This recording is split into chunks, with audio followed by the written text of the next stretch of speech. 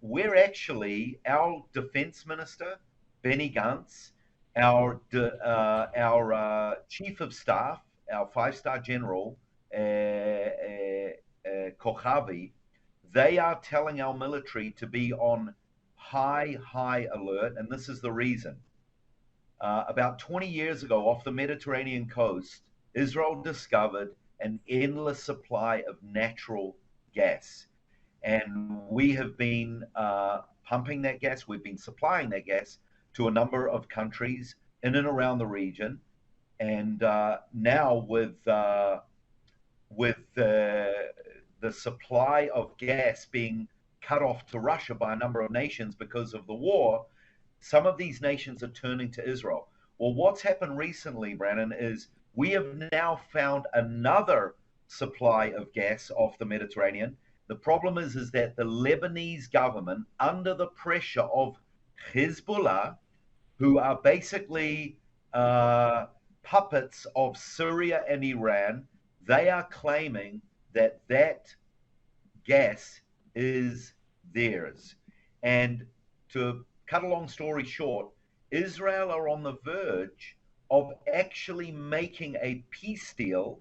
Not actually. Let me step back and say, not really a peace deal, but a deal signing with the Lebanese government about compromising who gets certain rights over that gas. And I'm not going to go into it because it will take too long, but there's negotiations, there's statements on that agreement. Who's going to get what? Who's going to get the royalties? Who's going to get the rights? How much percentage of Israel? How much percentage Lebanon? Now the trouble is that the Hezbollah, who are trying to control the Lebanese government, they are basically saying we don't agree with a lot of that agreement that the Lebanese government have agreed with Israel.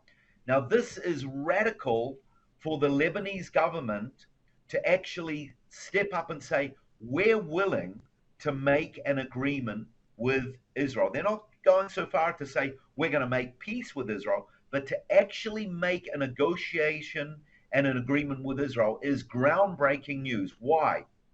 Because in 1967, when Israel defeated the surrounding Arab nations, straight after that war, in a place called Khartoum, Sudan, this is when the Arab League was born.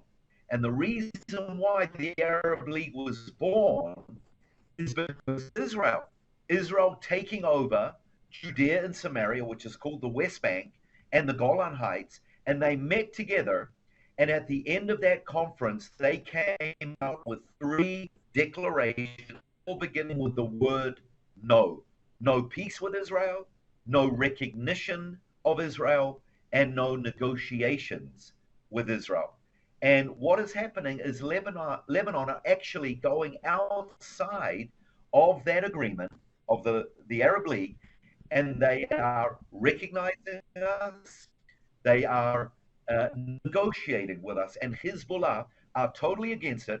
And potentially, any moment, there could be an outbreak of war over this gas deal. Now, I talked about this the last few weeks, that this gas could actually be a key player in this whole event that's going on in the Middle East. And a lot of people are pointing to the war of Gog and Magog, that one day the nations from the north will come and they will take the spoils from Israel. I don't want to be a sensationalist and say that this is going to be the spoils, but things are really heating up.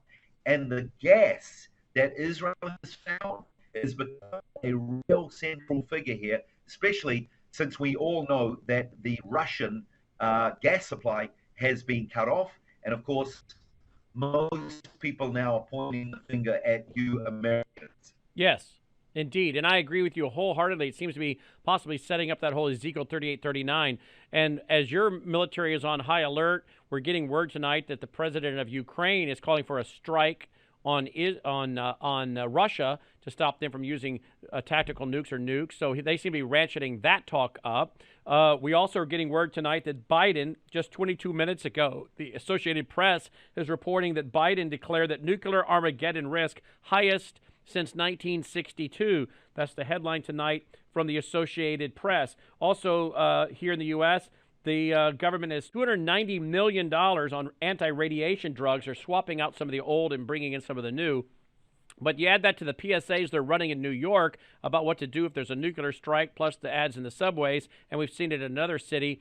They seem to be laying a narrative for something happening, and the globalists, the elitists like to do that, lay a narrative. I don't know if that's part of their desire to control us and have us so anxious we're easily controlled or what, but it does seem as though the war drums are beating and the threat of nuclear war, and yet the Bible says this is one of the signs you're in the last days. Wars, rumors of wars, famines, plagues, pestilence. It seems to be setting the stage for Bible prophecy to be fulfilled, Aaron.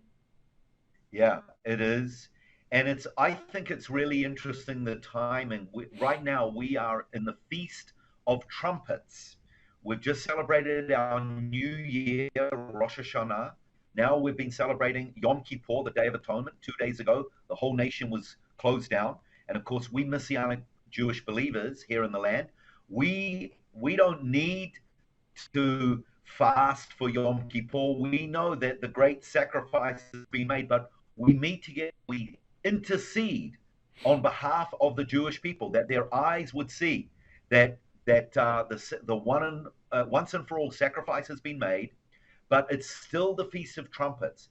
And the trumpets reminds us that in the days of the Bible, the watchmen would stand on the walls and they would shout the shofar, the blast.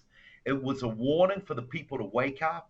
It was a warning for the people to stand their ground.